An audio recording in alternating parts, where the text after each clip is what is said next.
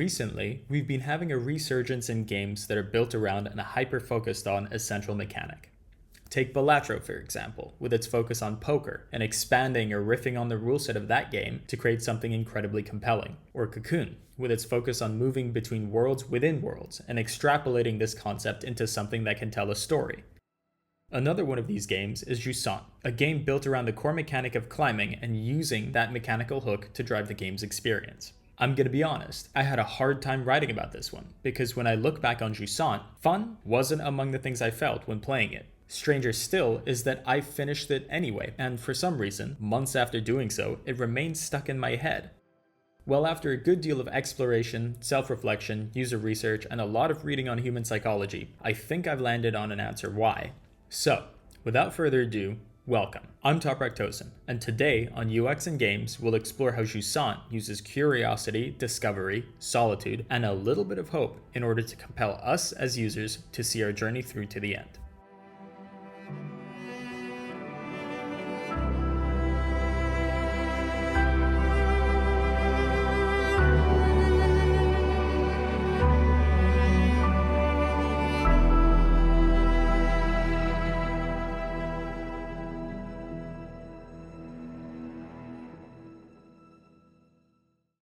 Jusant begins with a cutscene of the player character walking through a dried up seabed. We know this because of the boats that litter the landscape and the presence of birds that resemble a crossbreed between puffins and seagulls. As our character walks forward, the tower is revealed, and it was at this point I imagine a lot of players had ideas floating around their heads along the lines of, I wonder where I take control. Are they going to make me choose where to start my climb? Or even, what a technically impressive challenge to solve. How are they going to go about creating an environment that allows me, the user, to explore part of, if not all, of this open space without making it infinitely explorable and overwhelming to the developers, while still keeping their users funneled into a specific path without making it feel like they're intruding on our sense of agency and freedom?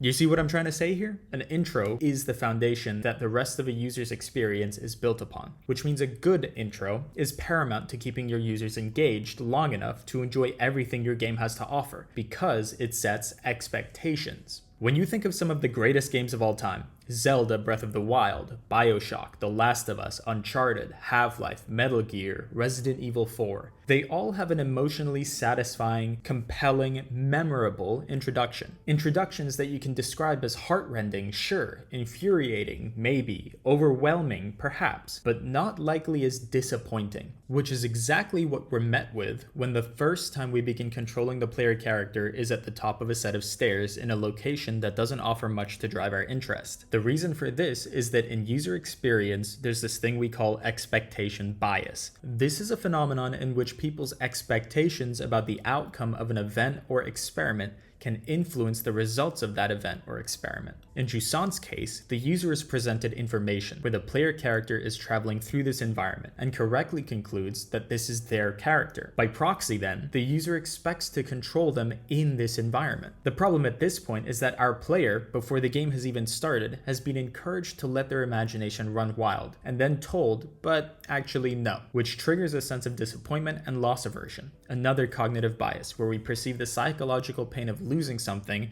about twice as powerfully as the pleasure of gaining something. This can occur even if we're not actually given something yet, but the promise of something to come. This is called expectation-based loss aversion. So how could they have approached this to set expectations that wouldn't disappoint their user? Two ideal paths present themselves here. Number one, have an event in the cutscene occur that drops the user and the player character at the bottom of the wall in a small trench-esque environment that mirrors the desert. This way, they can explore a space with natural barriers against overexploration. For example, handholds that are too far apart to grasp on any walls that are not the golden path. This creates a diegetic barrier which maintains consistency with the ocean and climbing themes. But I don't like it as much, and it remains at odds with a sense of true exploration. The other option is to have the environment be a hazard. If you walk too far away from the wall or the golden path, the player character succumbs to heat stroke, depleting their stamina and therefore their ability to move. This is also a mechanic introduced in the second biome. Or if the developers even wanted to push the boundaries of sort of narrative, they could even just give the player a false ending, triggered by the ability to walk away from the challenge set before them. Starting this way also offers the designer the ability to enable a diegetic method of difficulty selection, where starting on certain sections of the wall will determine the difficulty of your climb. This also takes advantage of another UX concept, choice supportive bias. Choice supportive bias is the tendency we have to retroactively ascribe positive attributes to an option when it's selected and/or to demote the foregone options. This, in a sense, would allow the user to feel better about their own choices. They've made a decision here, and so they feel more inclined to see it through. However, if the goal here is to retain the simplicity in development or avoid additional costs, then there is a third option, which would be to have the player character already climbing the wall, either as a cutscene, like the introduction of Mission Impossible 2 back in the day, or more powerfully as a playable section, hiding the environment behind the camera, which can also build mystery and anticipation of learning what the space behind the camera looks like. At the very least, it avoids the user assuming they get to explore a place they actually can't. But there are a multitude of reasons decisions are made, and I'm not here to, nor do I wish to, disparage, slight, or ridicule these choices. I'm here to find out why, in spite of the feelings these choices create, we continue to follow through. And for the first bit of the game, I think I have an answer: curiosity. The thing I appreciate about the start of Jusant is that it gives you just enough of a thread to grab onto and engage with, and when the thing we're engaging with is unfamiliar, uncertain, or ambiguous, this triggers what's called curiosity-driven behavior. This behavior is something that is present in every human being. However, the degree to which it impacts our decision-making runs a wide spectrum, and this is where Jusant can be either successful or unsuccessful in compelling us from the very outset, depending on the user.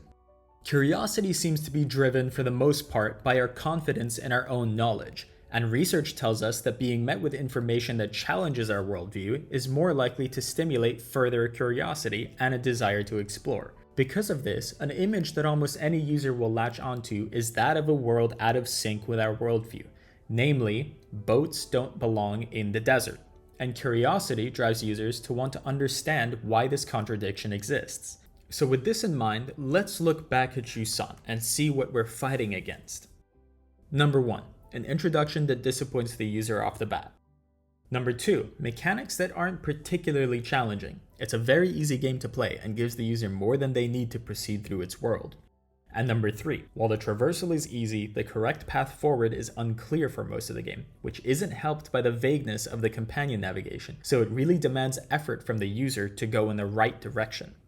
With these in mind, we can see that there needs to be a strong driving force to motivate us through this friction and disappointment, at least for the first part of the game. That driving force is curiosity. However, this only carries the user up to certain thresholds, which vary depending on who you are, and therein lies the issue. I think this is part of the reason why it stuck in my head in particular for a while afterwards. So let me explain it in the best way that I know how, because I think it's important to illustrate the impact of the user's mental profile on how much a game will resonate with them. The ocean is a big part of my personal identity, my profile. Much of my life was spent in, around, or adjacent to it, and so I have my own developed worldview on that environment, which I'm fairly confident of.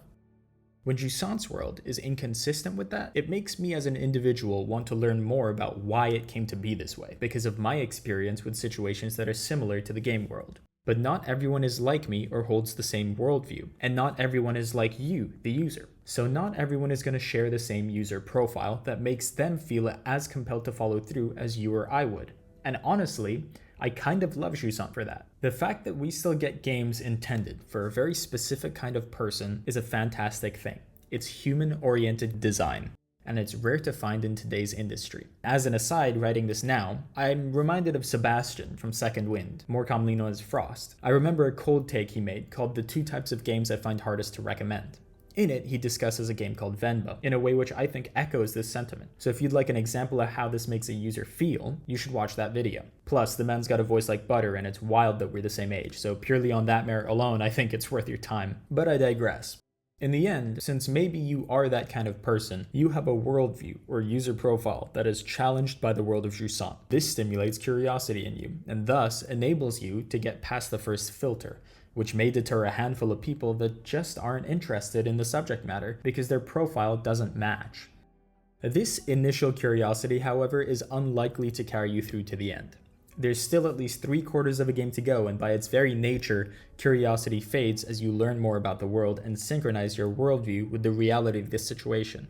But there's more to see here. An underlying mystery and strikingly compelling narrative reveals itself as you move forward, unearthed only by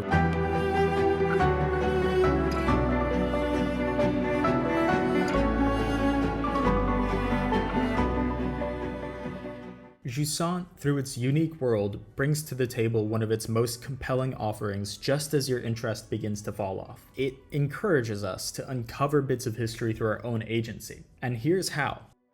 We as humans are quite lazy. Intuitively, over generations, we've evolved to, for the most part, figure out the least amount of work we need to do in order to get tasks done, because we're more results-driven than process-driven. It's why some say laziness is at the root of innovation. To feed this reflex, user experience designers use what's called progressive enabling, also known as progressive disclosure, which is a UX concept that relies on giving the user the minimum information required to do a certain action, which in turn decreases cognitive load and allows us to immerse ourselves in an experience and the gathering of information in an uninterrupted manner. This is done in almost every modern game, but is most impactfully implemented in Metroidvania-style games like Ori and the Blind Forest or Hollow Knight, where allowing the user to slowly become familiar with new mechanics also gives them access to new areas of the game world. Beyond using the analog sticks to control your character's arms and the triggers to control his grip, Jusant also introduces things like free rappelling for more flexibility at traversal, as well as companion echoes to reveal new paths and trigger game state changes. They also use environmental factors that influence the mechanics to throw curveballs at the user and keep them engaged. This also allows them to keep the user interface elements minimal by revealing and highlighting certain elements only if and when they are needed, like the piton gauge or the rope color change, when extending your range beyond what it's capable of. Unfortunately, these mechanics are not always implemented successfully. See, Jusant really wants you to keep moving forward, because I imagine don't not understand that the true value of this game is in its story, and in their desire to enable the user to continue progressing, they make some decisions that are at odds with the mechanical design of the game. For example, despite giving you these tools that hint at the idea of freedom and traversal, the game is still quite linear in its structure, even falling victim to checkpoints along the journey that lock you out of prior areas. And because of this, the user is unable to hit some major story beats in a smooth, precise manner. This is where I think a few critical errors were made. There is fundamentally very little to no challenge here. Jusant is full of invisible walls that prevent you from falling off the edge and lacks a game over state, which eliminates all stakes. In a game like this, mechanical engagement is of paramount importance to motivate the user to move off the beaten path, when exploration is one of your most important features. Jusant really needed to do everything possible to retain every single motivational factor to encourage this, but they didn't. This is made even more jarring due to the fact that the companion navigation gives very unclear directions and doesn't clarify the color of the circles it uses in its UI to try hint at points of interest and their meaning, nor does it remove the indicators after you encounter them. This oversight of basic semiotics, the study of signs and symbols and their use or interpretation, is a massive error, especially in the beginning, because by the time your user understands what the circles mean, they will likely have inadvertently passed over some story beats essential to their enjoyment of the game, and are not able to go back naturally to find what they missed. So in simple terms, mechanically, Jusant needed more. Traversal is boring, and destinations are vague, and it seems like what the game wants you to do, and what it enables you to do, are having an existential crisis of sorts, meaning the majority of users won't see what the developers really want and honestly need them to see. It's a good thing then that this is simply exploration, and that if you do happen to encounter the first story beats early on, and the curiosity coupled with the natural sense of discovery is enough to carry you past the mechanical shortcomings, you'll find that Jusant also makes use of progressive disclosure in its storytelling, which honestly presents a wildly compelling saga as you move through the world. In Jusant, you'll encounter unique spaces, some new, some old, and some completely ancient. And in that way, don't not have done something I think is much harder to accomplish than simple exploration. They have been able to create a sense of discovery, which differs from exploration in one key way: the act of finding over simply traversing. This lies in Jusant's ability to deliver a deep history through its environments, The presence of elements both appropriate and out of place give each location its own unique identity. These locations are also littered with frescoes, carvings, and tools, signs of what was once an objectively impressive society, which only strengthens the gut punch of the stories contained within. It's engrossing and compelling, and it makes fantastic use of what's called the context effect to create a sense of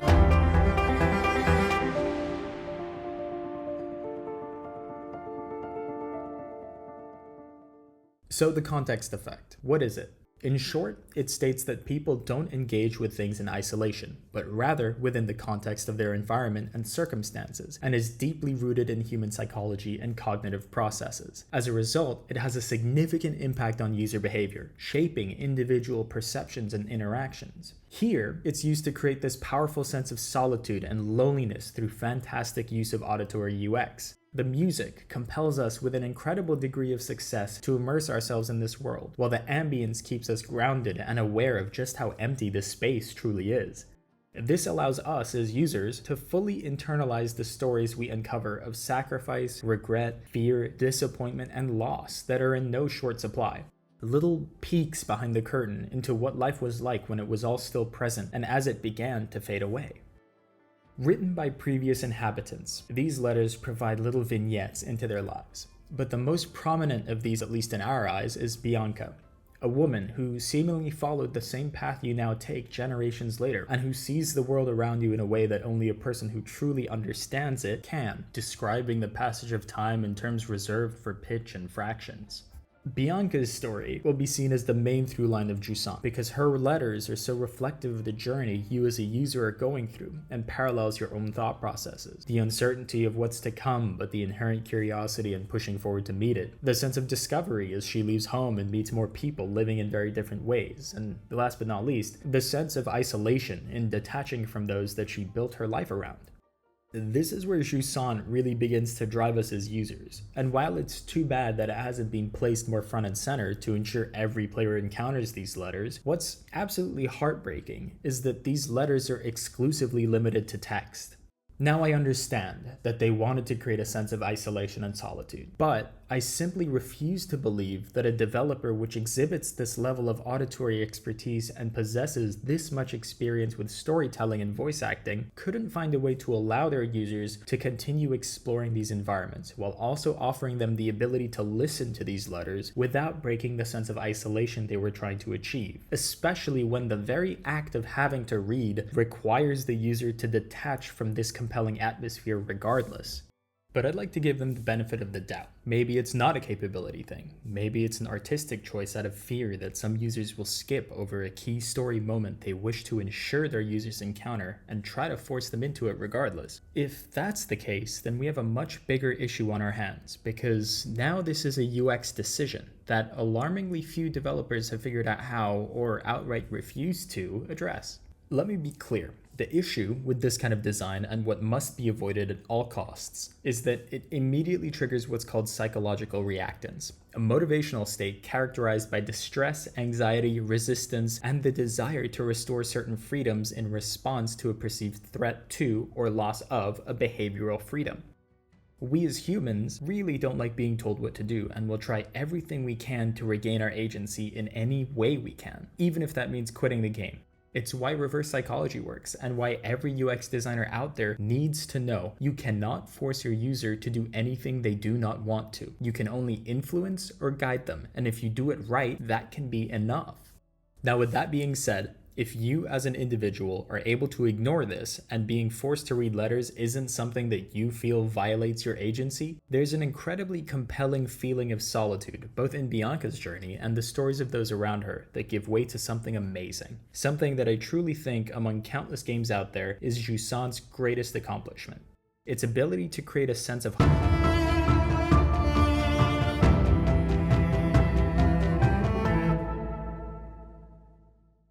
While playing through Jusant a second time, trying to figure it out, I was reminded of something Ralph, also known as Skillup, said when speaking of Elden Ring on an episode of the Friends Per Second podcast. He had this to say. Just have a listen for a second.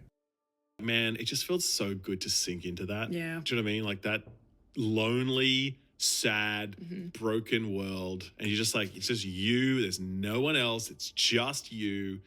And I don't know, man, there's something so comforting about that in a weird, fucked up way. Like, it's just, I don't know why that feels good, but it really does. Yeah.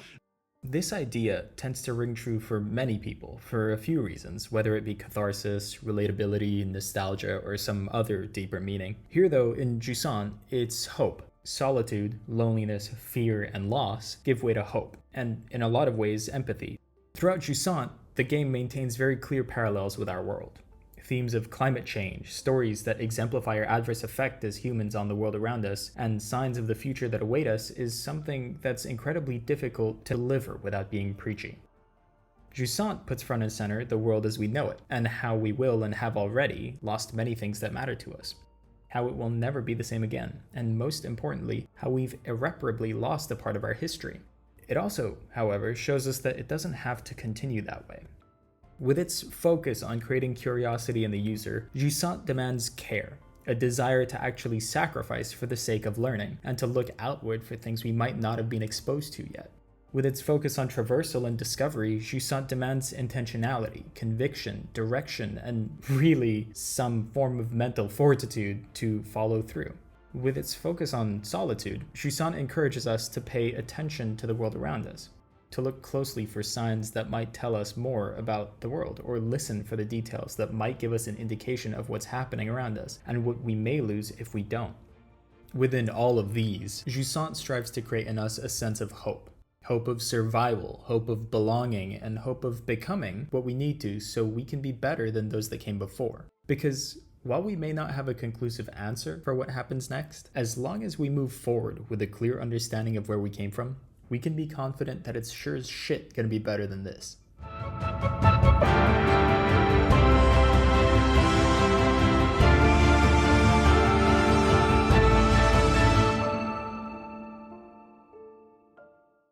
So that's it.